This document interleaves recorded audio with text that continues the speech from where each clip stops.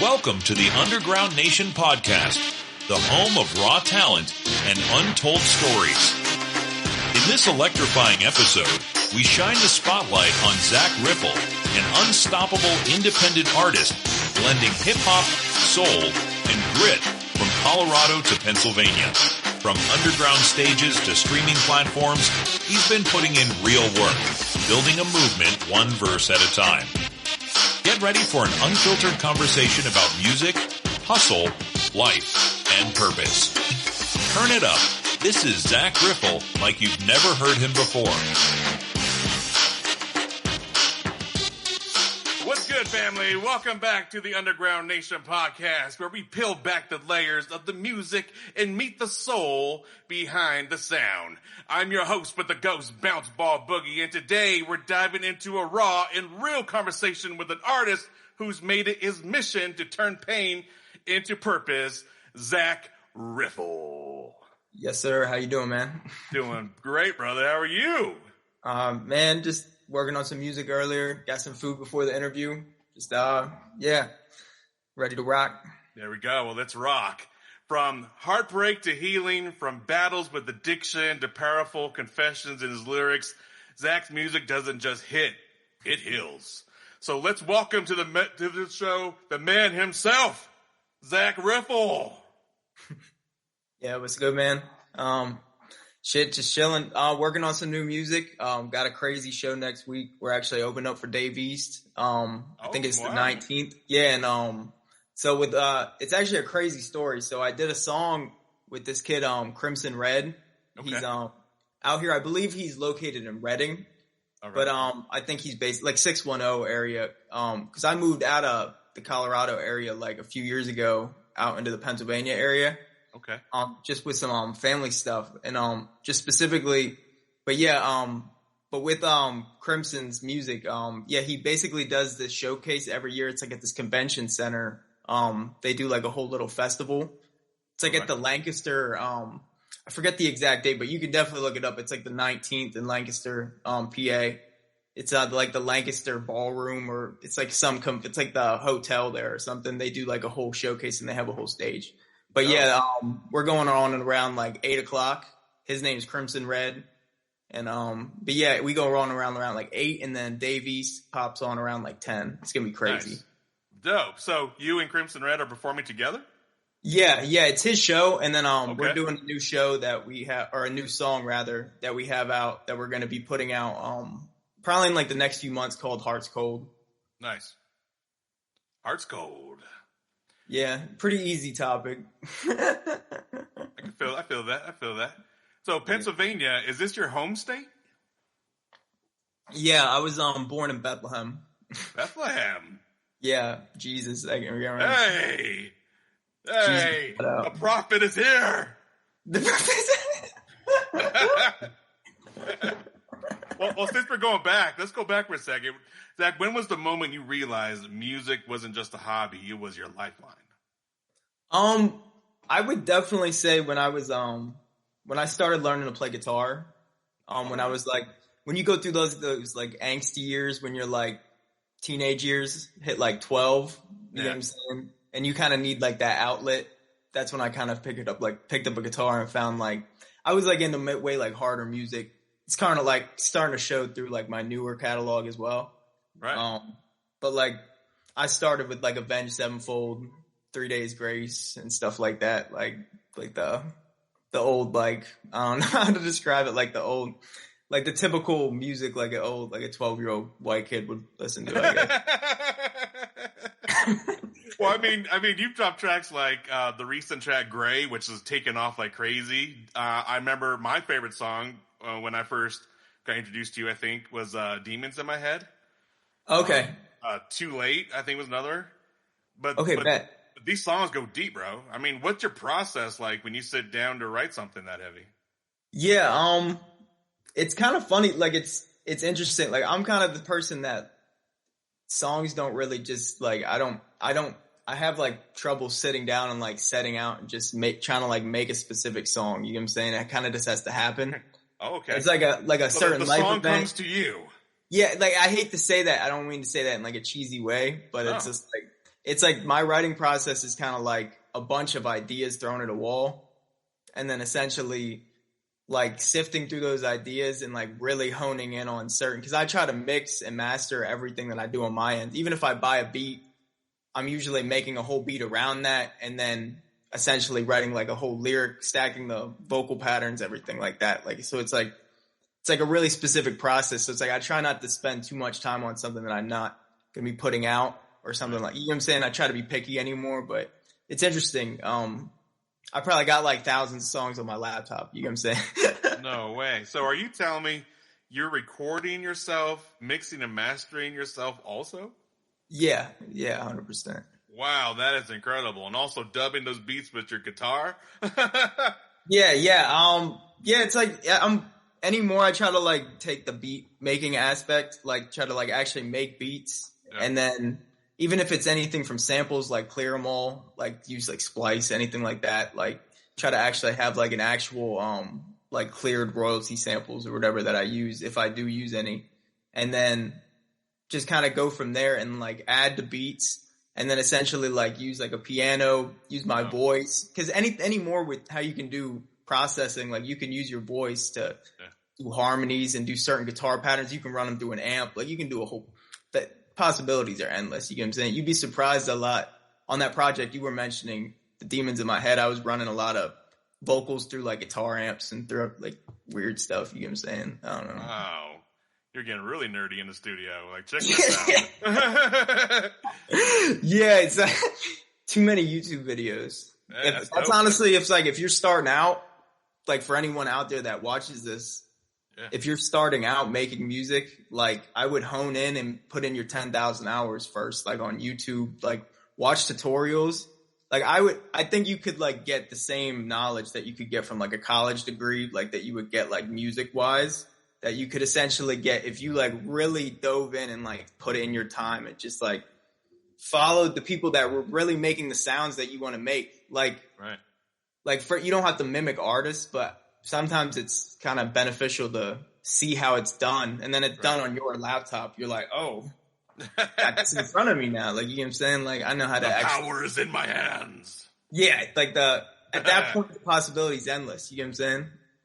Absolutely. That's dope. You mentioned that you have thousands of songs that you've written and probably haven't released and probably may never release. But has there ever been... A lot of them probably suck too, by the way.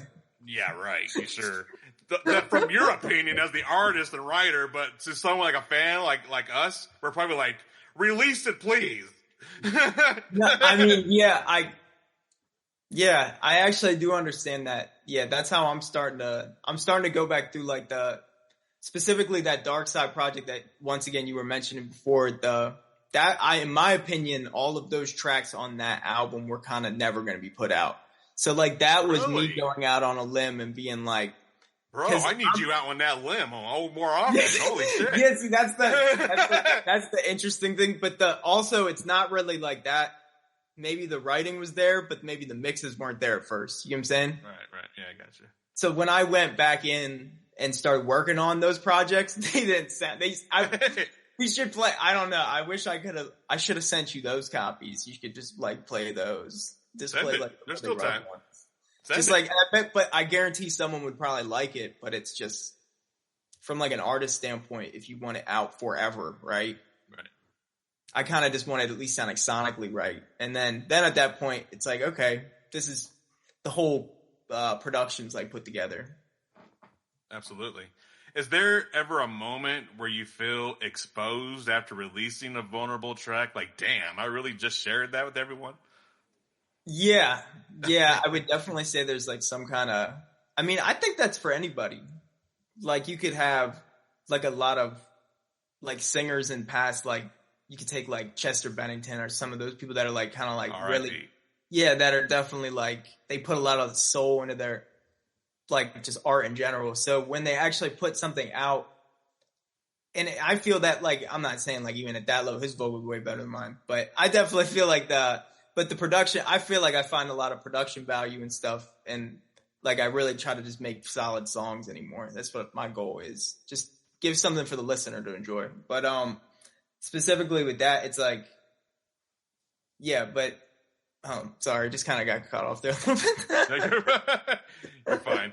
Who's in the background? Who's distracting you? Yeah, no, nothing. Okay. Yeah, but with the just being like vulnerable after an actual release. Yeah, it's definitely like there's like an emotional like time when you like put it out because it's kind of like your baby.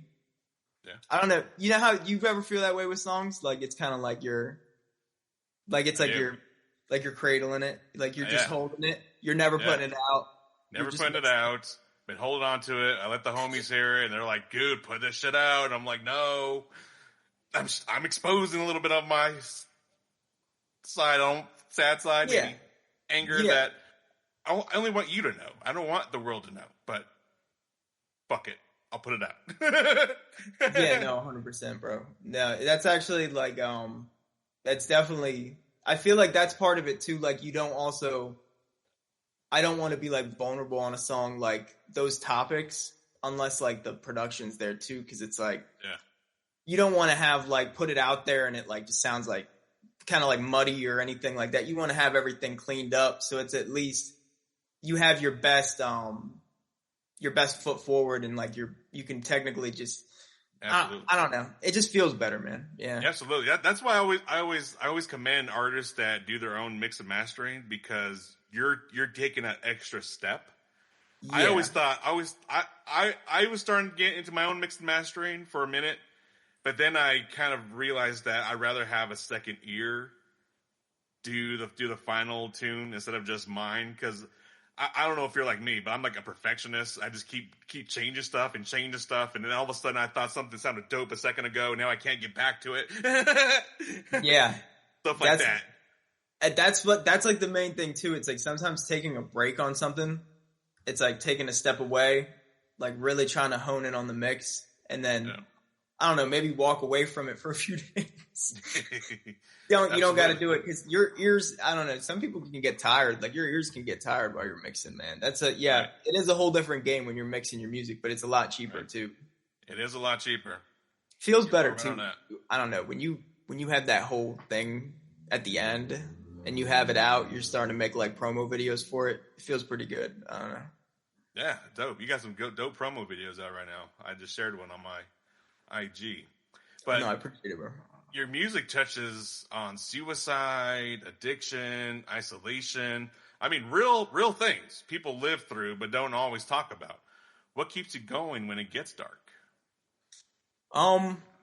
Definitely like my so specifically just getting like having like a sober journey from like hard drugs and just like getting away from like I don't know how to like describe it, like having like an experience with like drugs, death, addiction, just having people die in your life and just like kind of just seeing like the dark side of everything. I don't know, not to be cliche, but yeah, like specifically, it's just I don't know. I feel like it's beneficial to know that people like they can listen to my music and actually relate to it in some way, and maybe it'll like stop them from doing something. Or, amen. I mean, I hate to say this, but like sometimes sad music doesn't help. Like just in general, like it's like if you listen to some of my music, it's like some of the songs aren't gonna. Because you know what I'm saying? It's like when you're expressing a certain time in your life or a certain experience, you can't really say like I don't know. Sometimes when you get into those moments, sometimes music helps, sometimes it doesn't.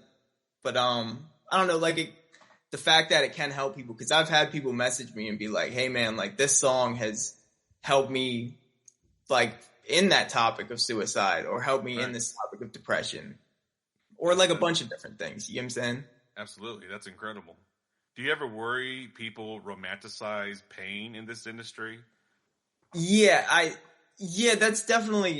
that's why I don't like, that's why I didn't like that specific project. I felt like I didn't even want to like put it like, it's kind of like the B tapes for me, like B and C tapes, like the stuff I didn't think, but people have been I've been listening to some people like in my life, like specifically my pops and some other people that have been like start to release this music that you've been holding on to, even if it does get into those dark and topics. Cause that's a lot of my music. You know what I'm saying? I feel like that's what music is for, to express. It's kind of like your diary in a way. Yeah, definitely is.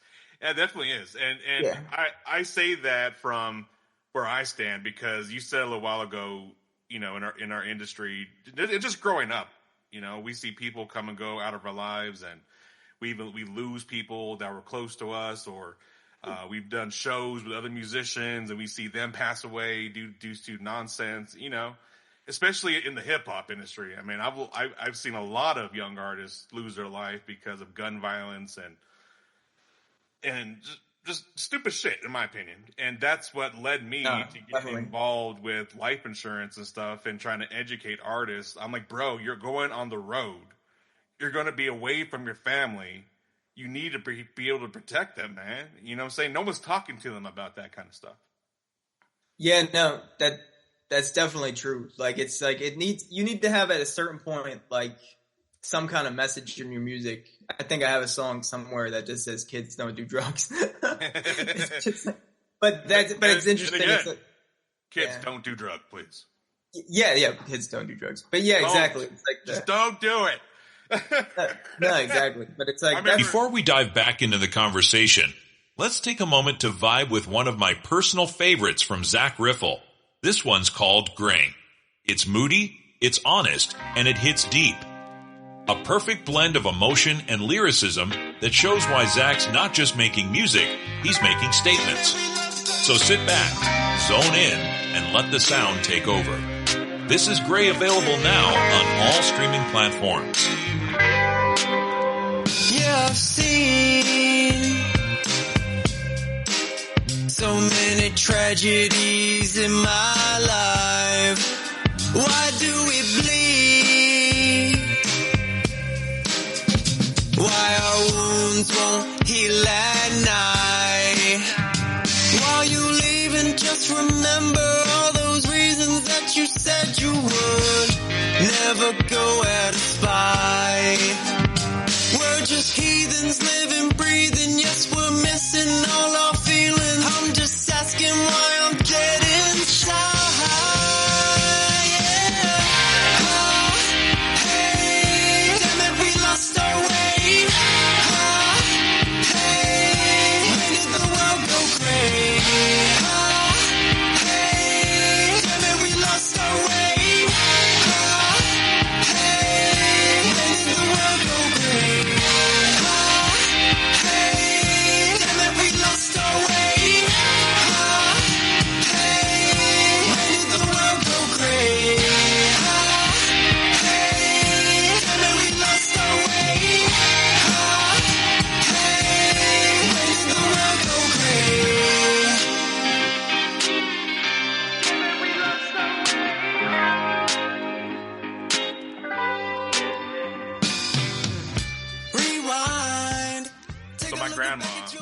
By my grandma, and she would always tell me, don't try drugs, because if you try it, you may like it. And if you like it, you're gonna get addicted. But I fooled around. I think I had still tried similar advice at a certain point. I still tried it, and she was right. I did like it, but it was like when I was doing it, I would hear her voice in my head, and like the guilt would like start eating me inside. And if I didn't have like friends around me and stuff to like, you know, distract me from that, I would just fall into this dark place, bro. And I was like, so that's what really helped me want to stay clean and sober, because I realized I was putting myself in that dark space. And if I was alone, I'd go even darker. But if I had friends around me and shit, like, you know, trying to be cool or whatever, it was different. They were distracting me from that voice, I guess you could say. Yeah, the problem is, it's like if you have a bad friend group around you. Bad friend groups. Yeah, like that can, well, I mean, yeah, it's just like that could be your downfall though right there, because a lot of people in general are very susceptible to like that whole pack mentality thing. So it's like if someone ends up doing something, like let's say someone doesn't take it there right away, but then like all of a sudden they start doing like a certain drug or start doing hard drugs or something. And then all of a sudden everyone starts doing them. It's just like, the fuck is going on? I've seen like whole friend groups like turn up like that. I don't know. It's just like, especially in music, that's a very predominant thing that happens in that industry that can be very bad for just, I mean, people's health in general. It's just like, cause it becomes like normal. I know it. You start. I mean, anyone's been to shows and stuff. I mean, you start getting fans, and the fans start trying to become friends, and then they want to start offering you things. And friends of friends. And, yeah, it's just like, yeah, it just gets crazy. Yeah, it's definitely something that should be talked about, because it's like, it shouldn't be. But yeah, it's definitely romanticized too much. Like, I would say that probably happened with Juice WRLD. Yeah. And but I love Juice WRLD. That's the problem. I feel like everyone does, you know what I'm saying? Sure, absolutely. And you've spoken about your journey with sobriety. What does that look like for you today? What's changed in your mindset since the start? Honestly, you just kind of start to grow from it. And like I've just been able to put more time, more money back into like music and do what I've been like enjoying doing like my whole life. Just kind of like a priority shift, just like back to family and back to like just music stuff. You know what I'm saying? Absolutely. Put that money towards a good cause instead of ruining you. Yeah, it's especially like not drinking and stuff. Like, okay, specifically like not drinking alcohol. Like you save so much money. I don't know how to describe that. Like just like something slight like that. I mean, once again, you know how it is, like going out to like doing show after show after show, especially with that. Like alcohol is the one thing, like that's like a sneaky motherfucker. It is. The bars keep that alcohol flowing, baby. Yeah, man. Especially for artists, like, they try to give us if you're playing a show. Yeah, if they're playing a show, they're just like, like you're like 30 drink, you have like 30 cups in front of you. You're like, what the fuck just happened? Yes. And then you're performing, then you got to puke mid performance right on stage. Yeah, it happens. It'll happen to you once. You learn from it at least like once or twice, but especially if you go to like a show and like you're playing like obviously in Denver with the altitude, if you're not used to it, you go out there, man. That's not cool. Bring it on, artists. Come on over to 5280. We'll funk you up. I think the first time ad is not pleasant. Like you can, like when you drink out like there specifically, it's like half the amount you can drink or something at first. You get used to it. Yeah. It's got to live out there for a little while. Yeah. I was born and raised in Denver, so the altitude is my best friend. That's something you gotta fight with. Some people it doesn't like sit well with. No. But I remember when I would go out to like California, I performed a couple shows in LA, and I could breathe so much easier in LA than I could do here.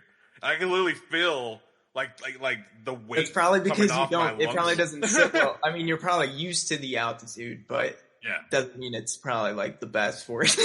Yeah, you're right. It's not probably not the best, but I can literally feel the weight coming off my chest or my lungs or whatever. I can literally breathe better, and I don't even know. Like maybe the ocean, is more of a moist air than Colorado's a dry air. You know what I'm saying? Maybe that has something to do with it. I don't know. I'm just saying I prefer California shows than Colorado because I can breathe better, and I'm fat, so it's a big deal. Yeah, no, 100%, man. Definitely. I don't know if I would say you can like breathe better, but it's like probably just like it's pressure. Like when you're up there, it's like a lot of. I don't know how else to describe it. It's like pressure. I think we need a scientist for this portion of the show. Let's bring in Bill Nye. Drop some scientific facts. Boom. Just Bill Nye's face pops up like, and you can probably get an AI Bill Nye, right? That's right. I'm sure we could. Some of your lyrics feel almost spiritual in a sense, like you're wrestling with demons and angels at the same time. Do you believe in something greater guiding all of this? Don't do that to me. I'm doing it, bro. That's crazy. I'm doing it. That's crazy. Yeah, I don't know. I've definitely had some spiritual experiences. I would say like more so with like stuff like that. I mean, maybe back in the day, like with tripping and stuff. I don't know. Okay. Try to get all deep and just be like, it's actually the acid, man. It's actually the acid. It's not much more than that, dude. Yeah, something. Yeah, probably something like that. I don't fucking know. I don't. Okay. something like, I don't know, like I don't really have a particular like religion, I would say, like I am, but I definitely believe in God. Like there's some things will kind of humble you in life that you kind of come to the sense that you start to believe in some kind of entity. Yeah, I believe that all religions should just fall and we just believe in God. And that's where I'm at with my kids. Yeah, 100%. And let me just speak on something real quick now that we're kind of talking about it. When I was growing up in a religion household, like Catholics, a straight up Catholic household. Did they like beat you? Oh, I got beat all the time. I'm sorry, I shouldn't fucked up. I got beat all the time. But Can we joke about it? I'm sorry. But there was a part where, like, you know, I was going to Sunday school with my little stepbrother, right? And there was one time that I did not go to Sunday school, right, with my little brother, and he went by himself, and he got molested by one of the pastors. And after that happened, that's when I went dark. Yeah. I gave up on all of it. And now life, you know, just kind of getting older and going through life and experiencing what I've experienced, you know, I believe that there is the, you know, whatever, higher, whatever. But the actual religion, I'm anti it. I'm not with it. I mean, no offense to anyone that is. I mean, I'm not, you know what I'm saying? But for me, I'm just saying for me. Mm-hmm. I mean, I'm probably not going to like, I don't know, I feel like you can learn a lot from the Bible. You can learn a lot from the Quran. You can learn a lot from like almost every religion. There's like, it just when it gets to the point of like, you're starting to hide stuff like that, or people are hiding stuff like that, or, just like conspiracies and just like crazy stuff. I don't know. Yeah. I can't get down with none of that, man. Like that stuff's just like, cause they're using like their religion for like some weird abuse of power. I don't know. That's creepy. And it's also creepy in the music industry because, you know, with all the different, like Diddy. Like Diddy and different Illuminati type things and all these different messages they send during Grammy shows and stuff like that. It's awkward, bro. It's awkward. Yeah, and I feel like the weirdest thing like out there right now, just like that internet story wise, is the whole Justin Bieber thing. Oh man. That's the weirdest. Like when you break that down, like at the end of the day, that's the weirdest thing out there because you have so many links of who brought him in like to the music industry when he was younger, and now it's like now you're seeing like someone real life, like real like posting and like living their life, going like having to grow up, like going through that. It's kind of like I'd say like Aaron Carter or someone like anyone like those people like that were like really young, exposed to like the music industry. That's scary stuff, man. And now you see pictures of the Biebs today, and he looks just messed up, like he can't sleep, and I don't know, like you can literally see like everything that's happening is taking a toll on him. Yeah, man. When you look at certain situations, it's just like you start to question. It's like if it's even worth being exposed at that young of a thing, especially if the adult, like the parent's not going to be like by their side. Cause like you need like a dad or like a mom that'll like punch someone in the face. You feel me? Absolutely. And that's like 100%. Like you need like, maybe not someone that's like violent. That's like an alcoholic that like, but like you need like a dad that will like be like, nah, what did you do? Hold on. What happened, son? Huh? Right. Like do the Rock, like, did you like, he's just like slant, like, you know what I'm saying? Like, come on now. Yes. No. I definitely get what you're saying there. If you could don't need like a dad that's gonna be like, oh, did he did it? Oh, what? I mean, you mean Hunter? Smartest did he? Did you check that notification? Oh, like that's crazy. You know what I'm saying? Like, no, that's crazy, bro. You need someone that's like, what happened? Like either police or I'm beating the fuck out of this dude, man. Right, absolutely. Sorry, I don't know if we can curse. I'm guessing yes. Yes, you fucking can fucking curse all the fucking motherfucking want here in the Underground Nation podcast. We have a whole nation full of cussers. If you could talk directly to the part of you that was suffering the most, what would you say to that version of yourself? Probably go to rehab for overall. Go to rehab. Did you go to rehab? Yeah, I've definitely been a few times. Yeah, that's definitely no shame in that game. Yeah, there's definitely I feel like it takes anyone that has been kind of exposed into anything like, I hate to say like harder drugs or anything like that. I don't know how to describe it. Like you kind of need like an official detox period to actually like adjust your life back to like normalcy.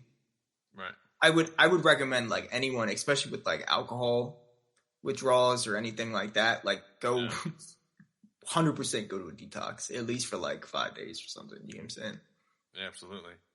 It's like, cause if that's the difference that saves your life, I feel like that 5 days compared to like, thousands of days that you could have healthy and like actually live your life and like be productive member of society or whatever you want to call it, like live your dreams, everything, blah, blah, blah, blah, you know what I'm saying?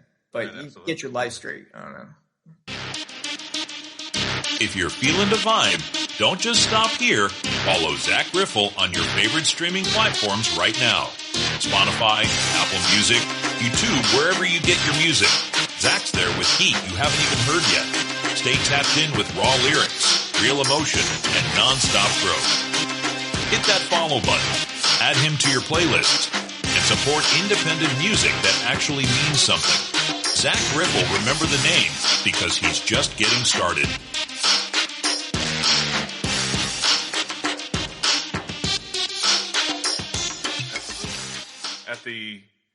At the end of the day, what do you want people to say when they hear the name Zakk Riffle?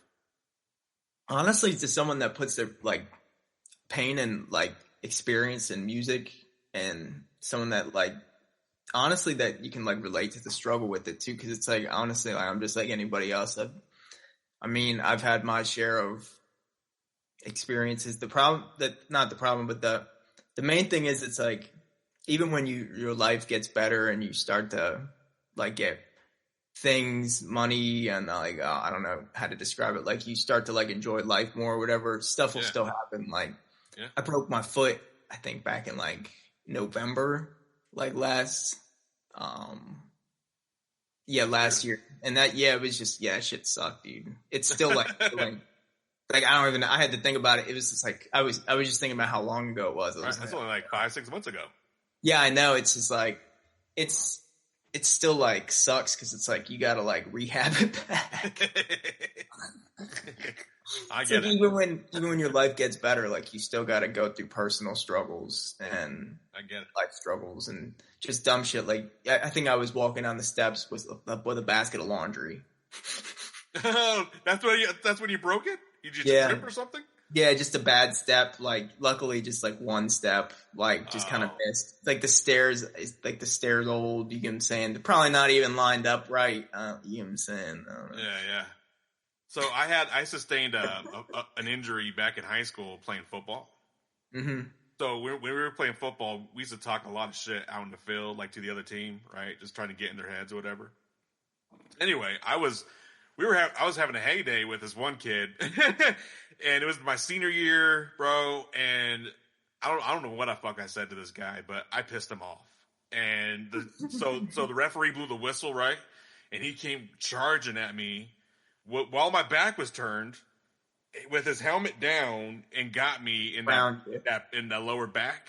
Ooh, scoliosis instantly, bro. Yeah, so he fucking broke. Not broke, but fractured my spine right there by my tailbone. Oh, like right above the tailbone. I'm not sure what you call that part, but to this day, I'm dealing with that pain, and I'm probably I'm going to deal with it the rest of my life. Oh yeah, this whole foot thing is just like a foot thing. I don't know. It's a like foot thing. Fucking blows. The pain, that kind of shit does drive me insane. And like right now, I'm at a point of realization. The only way I'm going to relieve this pain is if I just get serious about dropping weights, and that's where my struggle is at right now. Yeah, you just gotta like work. You gotta once you have an injury, it like heals wrong. and then sometimes you got to break it up. You got to like break up all those muscles. I still got a broken middle finger here. See the little crick? I can't bend it all the way. It's because my mom says because when I was a kid, I never put it down, so now I'm stuck with it. Oh, interesting. Yeah, it was interesting, especially at the time when it was actually broke and I had the little cast on it. And I was literally stuck like this for like 2 months. So everywhere I went, I was just, yeah, you, buddy. But Zakk, you've got a loyal following growing every day. I see your numbers. Ever since you and I met you and start following your music, I've seen your numbers just grow. What's something your fans might not know about you that you wish they did? We kind of went over it earlier, with like mixing and doing over the, like, I was just saying like going back to like what we were talking about too, the like mixing and doing like all the production and kind of being like more honed in on like the final product. I feel like a lot of artists just kind of record and then walk away from it. Like someone mixes it and then sometimes a lot of people are promoting, releasing it. I do the promotion side. I basically handle everything. Like it's one-stop shop. Like I make the cover art, or at least try to. Like, yeah. Like I mean, I'd say like 70% of the time. Like, you know what I'm saying? Yeah. Just like with like beats and everything, just everything like that. Yeah, just honestly, just being like more behind all the production and everything. You know what I'm saying? Absolutely. That's incredible. Multi-talented artist we have here. No, I appreciate it, bro. Thank you. Absolutely. So what do you say is next for you, man? What can people expect from the next chapter of your life in music? Definitely got a whole slate of releases. Probably got like 3 or 4 songs ready to go right now, like ready to drop. And then mainly I just try to space them out anymore because it's like trying to have like a budget for everything and like properly, you know how it is, like properly releasing everything. All right, absolutely. How do you there's manage? definitely some, with just ads and everything mainly, you could definitely do some damage anymore as an artist, you know what I'm saying? Absolutely. Where do you utilize like getting sponsorships and stuff? Do you add to your budget, or how does that look like? Yeah, I kind of want to get into more like I've been slacking on like the whole merch thing and everything. Like at some point I had some stuff with like bands back in the day, but I kind of want to get into start branding like every song, album, and like just like starting to have like a whole collection of clothing line. I kind of want to get that done in the next few months. Nice. Get everything up, and then just take it from there, man. Just honestly, just when you're doing everything yourself too, it kind of gets a little crazy. No, I get that. You get overwhelmed.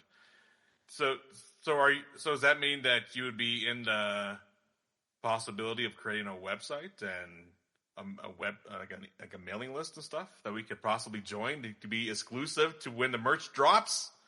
Yeah, I'll definitely. I'm like, hold on, put my name in there first. Yeah, I have everything on like the landing pages I usually use have like an option, like when you pre-save, anytime anyone pre-saves a song or anything like that up on any of my music, they automatically adds their email to like a list that like I'll email them like automatically every time a song drops. Okay. And that email list also gets added to like anything I do drop links like that in the future. Dang, that's dope. Well, get my name in there. How do I get on there? I can get you the link. Specifically, it's just I also have this other one. It's like I forget exactly how you say their website, but I think it's Hype Edit or Hyped It. Send me the link. I'll put it in the description. There we go. Yeah. When I get it, y'all will get it. There we go. No. Yeah, if you ever want to use them, they're pretty dope, man. They have an option that they can like pre-save your music, basically for life on Apple Music, like Deezer, Spotify. So whoever adds it basically uses AI or like some kind of system like that they have set up, right? Right. To go through and like track your ISRC codes. So whenever the song drops, they automatically add it to the people's like library for life. Oh wow, that's pretty cool. Yeah, I think they have another one called Beacons too. Yeah, they got. In the future, robots will just like be hand delivering our music to people. Yeah, robots handling everything. Yeah, sounds good. Hell no, stupid robots. messing up the whole How do you feel? cycle Hold on. of life. Let's have that. Let me throw a question. Let me throw a question at you, Ryan. How do you feel about AI? I feel I'm kind of, I'm just really back and forth with it because I'm sitting back and I'm watching the artists that never had a chance to do dope stuff like that. They're doing it now. You know what I'm saying? Like right now, everyone's making toy figures, action figures of themselves. Yeah, that's a little. Yeah, I don't know. I think it's dope, man. It is dope. Yeah, I feel like it was dope after the first one for sure. Yeah, I know. It gets it gets stupid after a while with as a trend. I do get you though. Yeah, I do get you. It's like with the AI things though, like anything's like the sky's the limit. Yes, but what I'm trying to say is I'm kind of back and forth with it because I can see how it could help the artist that doesn't have a big budget, that doesn't have access to an artist to do their cover art, that doesn't have 100%. You know what I'm saying? That's cool. But it's kind of ruining the circle of life as an artist. You know what I'm saying? Because you're supposed to be networking to find an artist that's coming up to do your cover art. You know what I'm saying? Yeah. People in their minds. I do miss that process too, but then also there's but then you have those bad experiences where like even some like the better cover arts, like people like I don't know, like you have a graphic designer, right? I have gone ripped off before. Oh yeah. I've gotten ripped off. The AI, the AI is fake, so technically they're ripping you off with something that's not even like.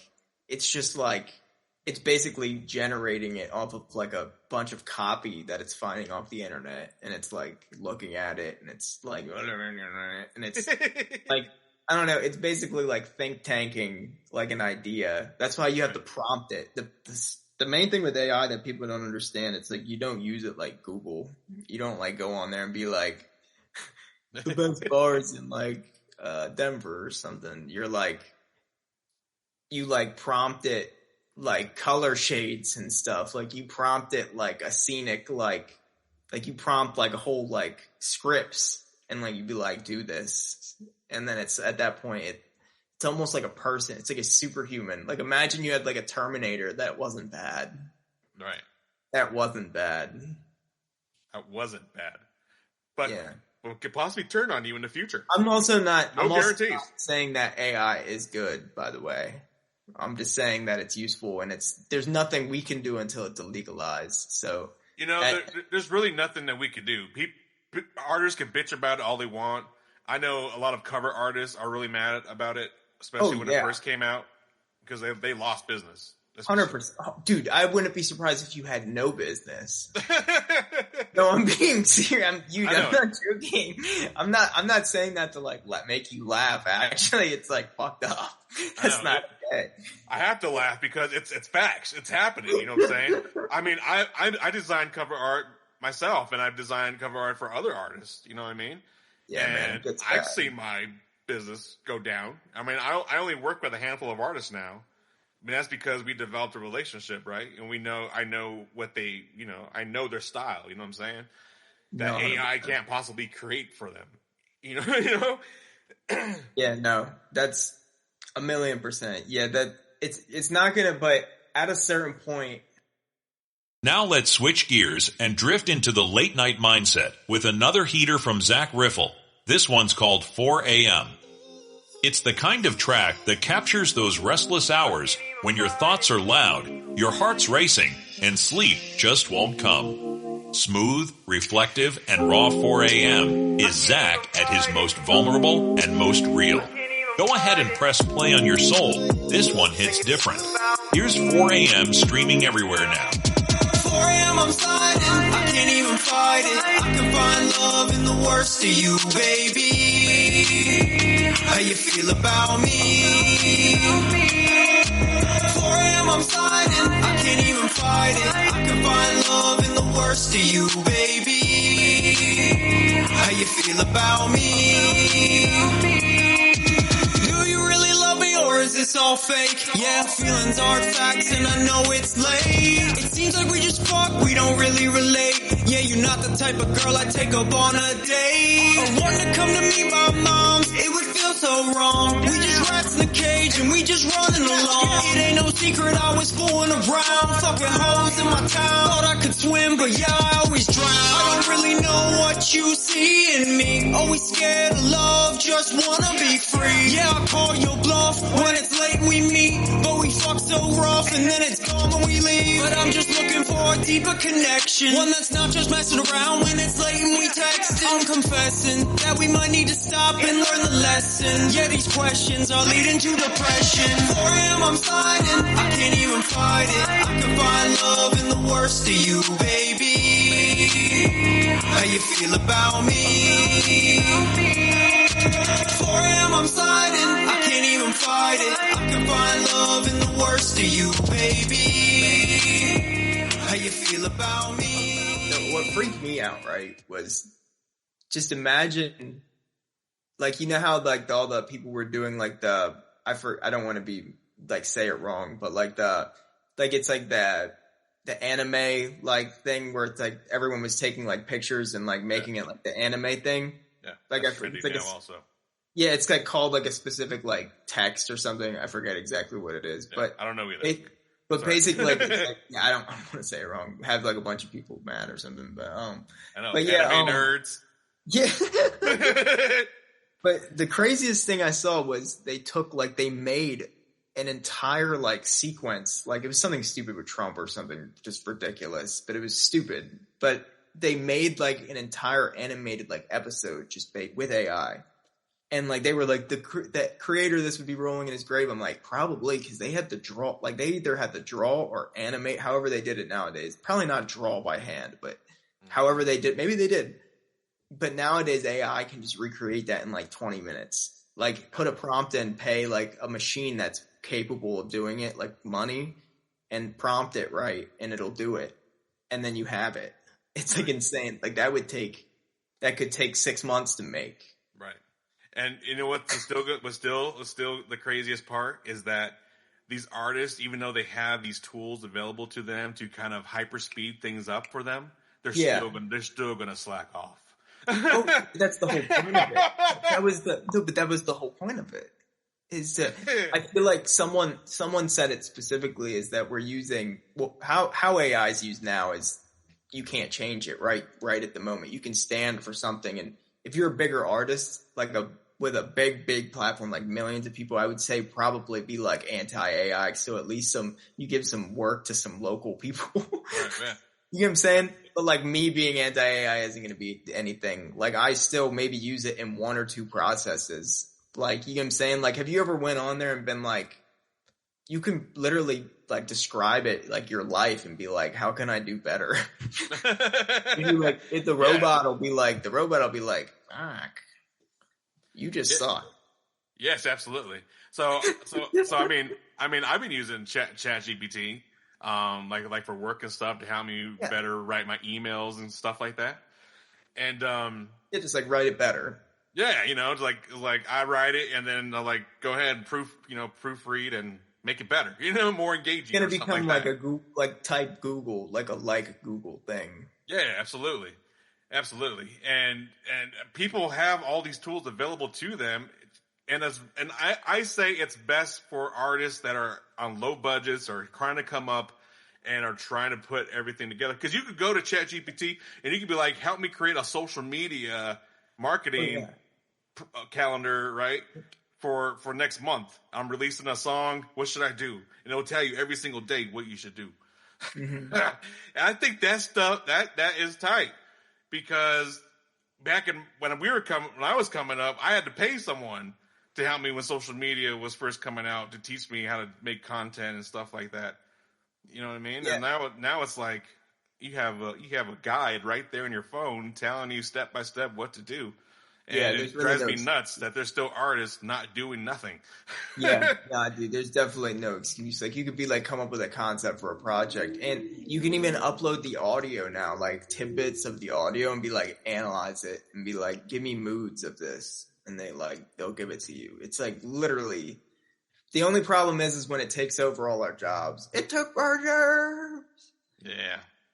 It's already replacing a lot of people's jobs. Ask Amazon workers. Yeah, but once it gets into warehouses, we have a problem. But yeah. It's already there, buddy. Oh yeah, but it's like on a grand scale. You know what I'm talking about. Yeah. I gotcha. Man, I don't even know. I guess I really haven't thought that far ahead. Like what it's going to look like for artists when AI just takes over. Because now people can make a whole song without even needing an artist anymore. If you ask like Bill Gates or something, he'll be like, "We need a universal income, and we'll have the robots do all our jobs." It's like crazy. It's like nutty. It's like what? It is nutty. It's. I don't even know what to think, man. Like, I have no idea what to expect. We don't have to talk about Terminator Doom. I have no idea what to expect. Me personally, I'm just rolling with the punches. Yeah, like what am I supposed to do? I'm not like Will Smith and I Am Legend. Like I can't. Like we're toast. I know it. We might can make it a few episodes, but we're not making it a full like the movie. Nope. But I do think, I mean, even now you could take your song and make a quick little AI video to go promote it. I did that with one of my latest tracks just to put something out there. Yeah, and it actually got some attention, and I was like, wow, I made this in literally 20 minutes. Yeah, usually just got to use like a good server like that's doing it. Or like the paid versions. I don't know how to describe it. Like the websites that paid, because they make the robots like function that way better. Right, absolutely. So since we're talking about the future, let's talk about the past real quick. If you could go back and relive one moment in your life, not to change it, just to fill it again, what would it be? I'd say when I was with a band, we were called Tomla Hill back in the day. We were playing in Virginia. We played a show at the Norva, and it was like this packed show. I swear there was like 1,000 people there for like it was like a Bad Fish Bad Fish, but they're like the Sublime tribute band or something. But they're hard as fuck. But there's like we were like playing before them or something. I don't know. It was like 1,000 people in like this arena. But it was when I was younger. I don't know. That was like one of those memories I hold on. Like I would go back to that and definitely relive it. Wow, an entire arena? It wasn't like an arena. It was like the Norva's like maybe like 3,000 cap, like 2,000 cap, like maybe like 1,500. Like it's not that much. It's like maybe like 15. But it's like the way they have it set up. Like if you looked up like the Norva and you looked like at a packed crowd there, you'd be like, oh fuck, like you know what I'm saying? Yeah, absolutely. Yeah, like there's definitely some good experiences. I've had some fun experiences just playing guitar on stage with some shows, and then obviously doing my music. Sure, absolutely. So let's say if music was taken away tomorrow, what would be your next form of expression? Art, teaching, nothing? Yeah, music altogether, or like just like release. So you're saying like all types of music? Yeah, music like, itself was just taken away from Zakk Riffle. You can no longer use music as a form of expression. I don't know if that's a good idea. Would you become an art? Like, would you go painting?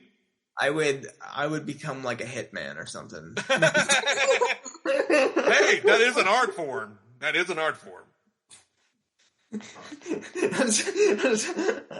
Just saying, it takes skills. Okay. Woo. I don't know. Yeah, something like that. Honestly, like a painter. Yeah, I'd paint houses. not like Bob Ross and make happy trees. No, I'd paint houses. Huh? All right, cool. We'll paint houses. That's awesome. Yeah, probably teach, but I would say like teach guitar or something. But that's what I'm saying. You say no music. Yeah, there's no music. That's what I'm saying. Like if you were gonna say teach something, that's what I would say. Like teach something like tangible, like an instrument or something. Could you see yourself as a guitar teacher or vocal coach one day? I think I could handle the guitar stuff like to a degree, but it's definitely you got to like really be honed. I don't think my theory's up to date. Like, you know what I'm saying? Like, I'm not going to pull out like Bach and be like, like, I knew people that could though. Respect. So Right, it's like, yeah. Oh, I get that. I get it. It's a whole nother thing. Well, since I kind of asked that question, has there ever been a time where you almost walked away from music? And if so, what pulled you back in? I feel like every artist would, if they're answering honestly, like probably like yesterday. I don't know. Like, yeah, it's just like that happens like all the time. Like the fleeting thoughts of like the artist, like I don't know, like probably the day I dropped Gray. I don't know. Like it's funny. It's like when you do it, sometimes you just like, when you get caught up in the whole thing of doing it, sometimes you're just like, fuck, like before you have like a blow up stage, you're like, what's really the point of this? But then you remember like, what's the point of why you're doing it? You know what I'm saying? Right. Like you're doing it for some sort of expression that you want to get out there that people can relate to. You know what I'm saying? Yeah, absolutely. Even if only a handful of people listen to it, like that's why I would say like spread your reach onto multiple platforms. Don't really bank on one, and just like really just keep promoting and drop some money into the budget and like actually see like your music go out there. Like it's, if you don't put anything behind it and like not making content and everything, it's hard. You know what I'm saying? You already know we had to include this one. Zakk Riffle holds nothing back on exes. A bold, emotional ride through heartbreak, closure, and the mess we leave behind. It's sharp, it's honest, and it's got that signature Zakk energy we can't get enough of. Whether you're over it or still healing, this one hits home. Turn the volume up. Here's Exes by Zakk Riffle. Now playing on all major platforms. Exes, that next shit, damage, I planned it. I'm itch to face this, people that fake it. Exes, that next shit, damage, I planned it. I'm itch to face this, people that fake. I don't really mind, you can get it too. Bad bitch and I like them in twos. I've been having dreams where I really can't lose. Take another second just to find yourself. I've been focused on my health and my wealth, see. Take a breath just to let your mind at ease. It's not easy, leave me. Fuck me, shit, I'm greedy. I just want it all, I'm way too needy. I'll find ways to hate me, they can't really break me. Too strong for the patience, too cold for the haters. Later, exes, that next shit, damage, I planned it. I'm itch to face this, people that fake it. Exes, that next shit, damage, I planned it. I'm itch to face this. Do you think artists or even yourself, do you ever find yourself getting stuck between being the musician and being forced to be a content creator? Oh yeah, that 100%. I feel like when it's not forced is when it's best. Yes. And then you need multiple people. You kind of need multiple people involved. It's hard to do it by yourself. That's something I'm struggling with. Like you definitely need someone like filming, like stuff, like someone to be in skits with, to make skits with, to throw ideas with. Like you need to have like a group of people, to be honest. I always thought it was cool when like artists put money together and they go get like a Airbnb and they bring a camera guy out and they just film content for each other. I always thought that was super sick. There's a good example with that with his name's Stafford. He runs underground retreats. It's like artists underground retreats, and they shout out to him. He does like that. I've never been to one, but I would definitely partake one. But we want to. Yeah. Oh yeah. No, definitely. No, definitely. They seem pretty cool. I see the music get produced from there, so it's like basically that's what they do. Like they fly a bunch of artists, like fly out. They rent like a mansion, and then a bunch of artists like fly out and they make like studios in each room, kind of thing. That'd be so cool. He has like on his end like kind of like a content, like he knows like he's good at that stuff. You know what I'm saying? So it's like that's how they like operate, and then they basically like the songs they make they release like under that. You feel me? Yeah, absolutely. Yeah, it's interesting how they have it set up, but it's when you have a bunch of ideas bouncing, it does work, bro. It does. But it's hard with the content. Yeah, that shit sucks. Like being in front of a camera, being like, "Hey guys, how you doing today?" Hey. Today I'm making a song. Today, step into my process. It's like, hold on. You're going like, just like, oh my god, like, it's It's just like, so whack. Oh, like, man. How do you make music in peace, bro?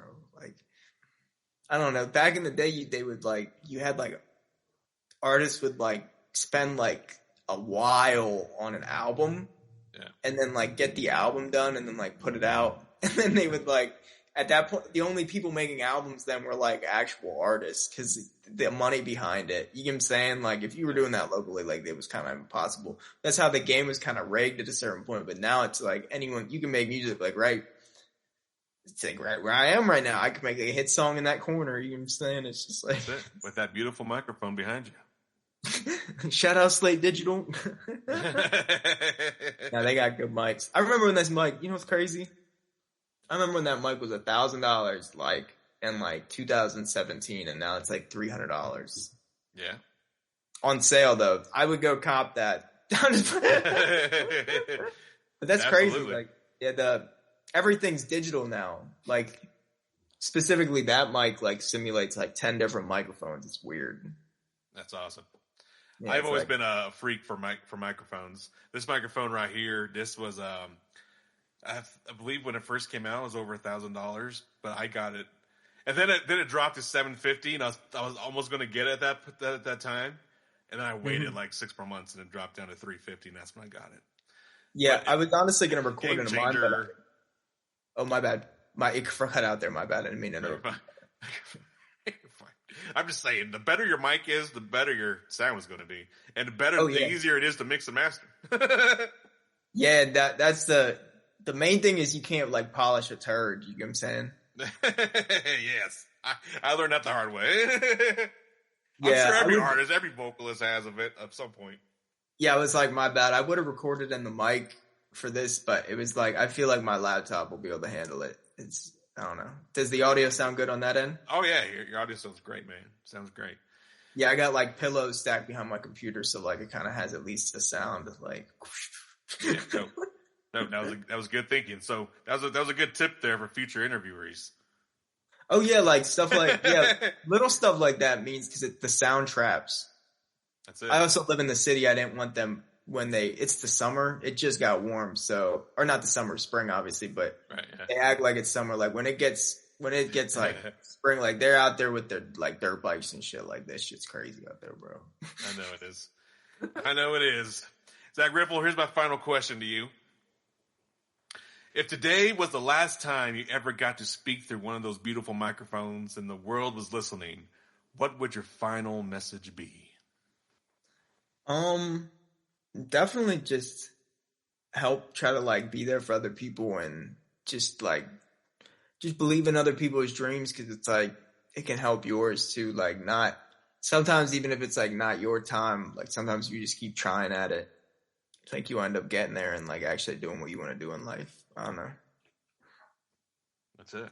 It's probably would be my advice. I don't know. I'm bad with like questions like that. I don't know. It's not to hate. I'm not even hating. Just I was like the questions like that. I don't know. I always, if you ask me about like aliens or something, I'll probably give you like something specific as hell. You know what I'm saying? Oh, really? If the aliens were taking over our planet right now, what would be the first thing Zakk Riffle would do? Can we ask him questions? I don't know. You don't know? So like, I don't know. Let's just say we and you are chilling right now in this interview, and all of a sudden you look out your window and you see UFOs falling from the sky, beaming people up.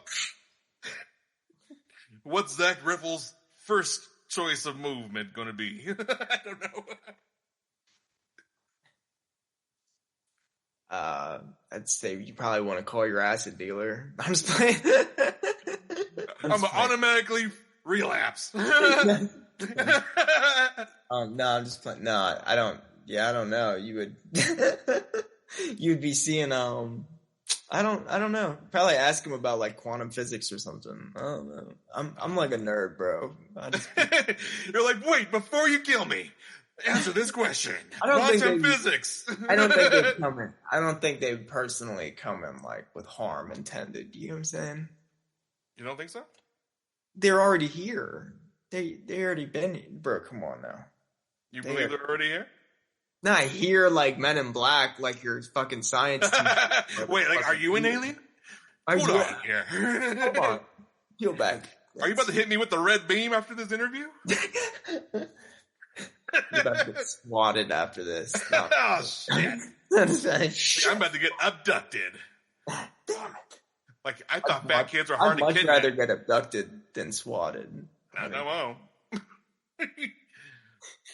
No, but yeah, I don't know. I'm big on like all the encounters. There's too many encounters that people like. Either people are just like batshit crazy, or there's something happening.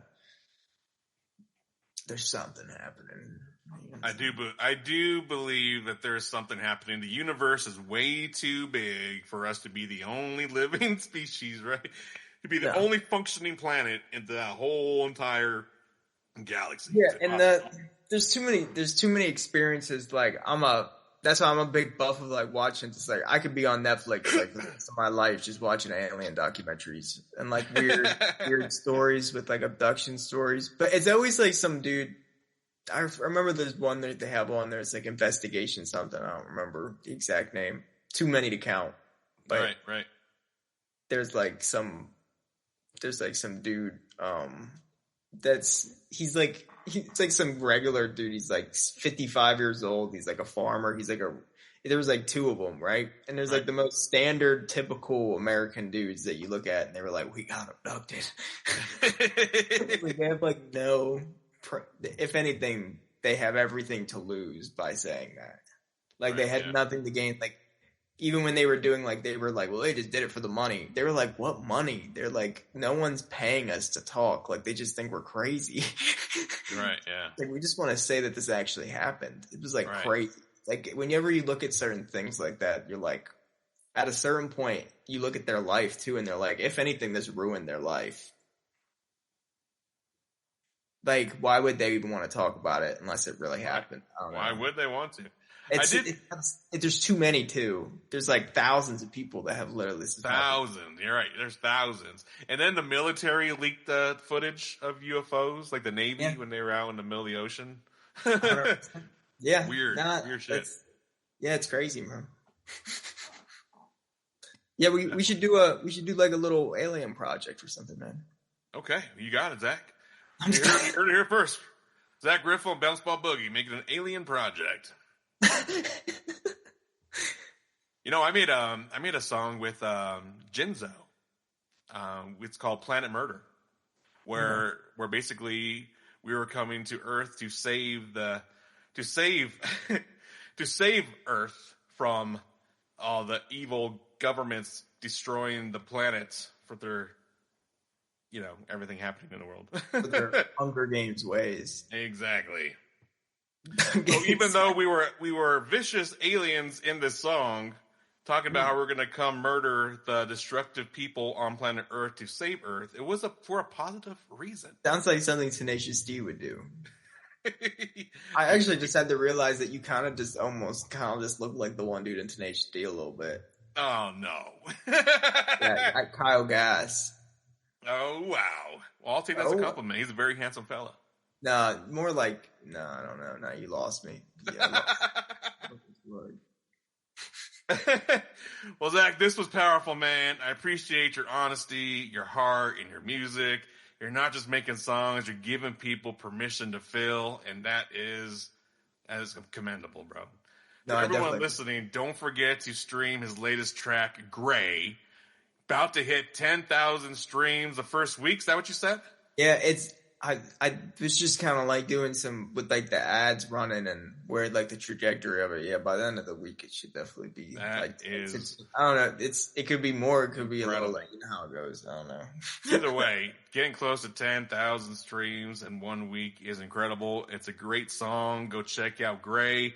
Follow Zakk Riffle on all platforms and support an artist who's putting truth above trends. Yeah, no, I appreciate it, bro. You got it, man. This is Bounce Ball Boogie with Underground Nation Podcast, signing off with love, light, and realness with Zakk Riffle. Peace. Tired of the same recycled sounds and corporate noise? Tap into the movement that lives below the surface. Underground Nation Magazine is your official source for the real raw talent, unfiltered stories, and the culture that mainstream forgot. Music, art, hustle, heart. Join the nation today and get plugged in with the underground's finest. Exclusive interviews, breaking artists, and the pulse of the streets all at your fingertips. Visit www.underground-nation.com right now and claim your place in the underground.